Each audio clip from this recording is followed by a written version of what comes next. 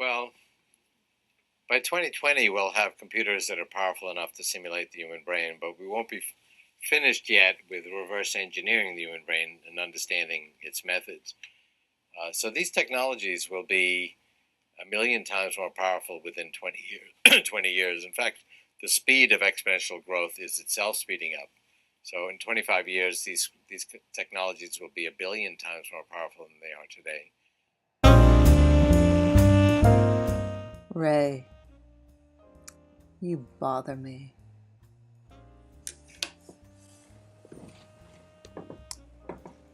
Well, Ray Kurzweil does indeed bother me. His views of the future seem dystopian, and yet they are happening now. How are we going to handle this rapid progress of technology well?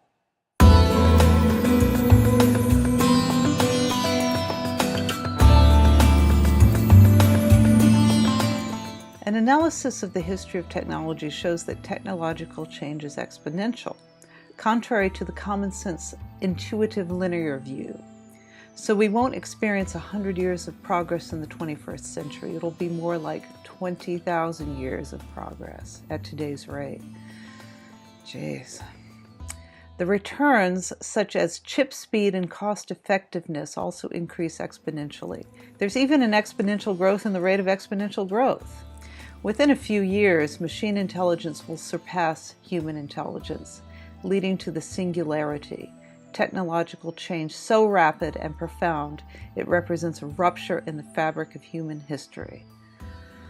Holy cow.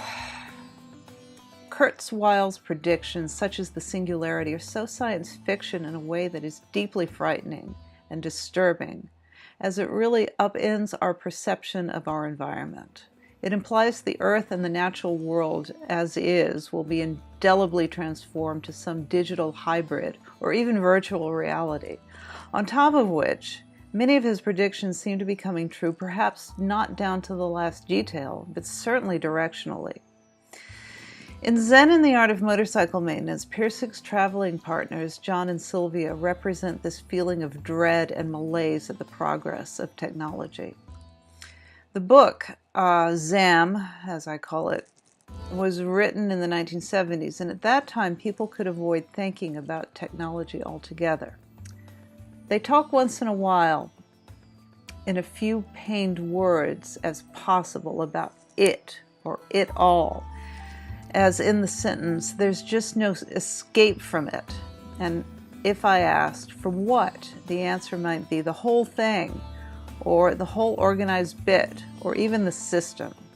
Sylvia once said defensively, well, you know how to cope with it, which puffed me up so much at the time I was embarrassed to ask what it was, and so remained somewhat puzzled. I thought it was something more mysterious than technology, but now I see that it was mainly, if not entirely, technology. But that doesn't sound right either. The it is a kind of force that gives rise to technology, something undefined, but inhuman, mechanical, lifeless, a blind monster, a death force, something hideous they are running from, but know they can never escape. That passage does seem to describe the feeling of, say, malaise at encroaching singularity, for example, from which we now know we probably can't escape. Even now, we're part cyborgs, according to Elon Musk, cognitively dependent on our phones. Your phone is already an extension of you. You're already a cyborg. Most people don't realize they are already a cyborg. That phone is an extension of yourself. So if you are John or Sylvia, the difference now is not avoiding thinking about technology, which you can't, but acknowledging a failure by what appears to be almost everyone, at least most of the people I know, to realize the level of profound changes that are in the midst of occurring. Kurzweil says that the future of technology could be either promise or peril. Right now it seems just kind of chaotic. And as we know from the eternal pattern of existence, as outlined in the Tao Te Ching, in Jordan Peterson's Maps of Meaning, and is represented by the crucifixion and the resurrection, that means a new order is going to emerge. It always does. From chaos emerges order, and that order could be more promising or more perilous. Promising would be letting quality be our guide in the development of technology. And as you recall, there are two main characters in Zen and the Art of Motorcycle Maintenance. One is Phaedrus and the other is Pirsig, the narrator. Both Phaedrus and Pirsig have an idea of the approach we should take with technology. Phaedrus thought we needed to go back to when reason became supreme, and that would be in ancient Greece, when classic thought replaced sophist thought and made quality subservient to reason. So the sophists valued quality, the classicists valued reason, and the classicists won, and Phaedrus thinks that's the beginning of the problem. Phaedrus' mad pursuit of the rational, analytic, and therefore technological meaning of the word quality was really a pursuit of the answer to the whole problem of technological hopelessness. I think technological hopelessness is a phrase that resonates today. Pirsig thought that quality needed to become the psychic gasoline for thought and action. His world is seen as not as a duality of mind and matter, but as a trinity of quality, mind, and matter. Then the art of motorcycle maintenance and other arts take on a dimension of meaning they never had. So by other arts, you could also say the technological arts. I think our biggest challenge now isn't uniting the country or figuring out who gets what or who lives where, who's going to be in charge, or even what we're going to do about the environment. These are symptoms of what technology has yielded so far. What our biggest challenge is finding a quality way to coexist with technology. We have to address this root problem. And I believe a low-quality relationship with technology is what's causing these symptoms.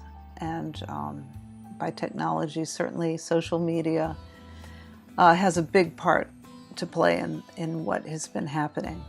Quality or its absence doesn't reside in either the subject or the object. The real ugliness lies in the relationship between the people who produce the technology and the things they produce, which results in a similar relationship between the people who use the technology and the things they use. So there's an undercurrent lack of quality that is fueling all this chaotic dysfunction, from the division of our government to all the plastic islands 3 times the size of France in the Pacific Ocean. And it's time we got on track. Pirsig knew this. He saw it coming in the age of television and at the very beginning of the type of information technology we're experiencing today. His job at the time was writing computer manuals, and he was a very smart guy. He knew technology was important and was here to stay, and he knew we could make a choice between peril and promise. Back to Sylvie and John, I just think that their flight from and hatred of technology is self-defeating. The Buddha, the Godhead, resides quite as comfortably in the circuits of a digital computer or the gears of a cycle transmission as he does at the top of a mountain or in the petals of a flower. To think otherwise is to demean the Buddha, which is to demean oneself. So I hope with this video you can get a glimpse of why I'm becoming more convinced that Zen and the Art of Motorcycle Maintenance is a useful tool in addressing the most important issue of our time. My personal feeling is that this is how any further improvement of the world will be done, by individuals making quality decisions, and that's all. So I hope this makes sense, and I'll see you next time.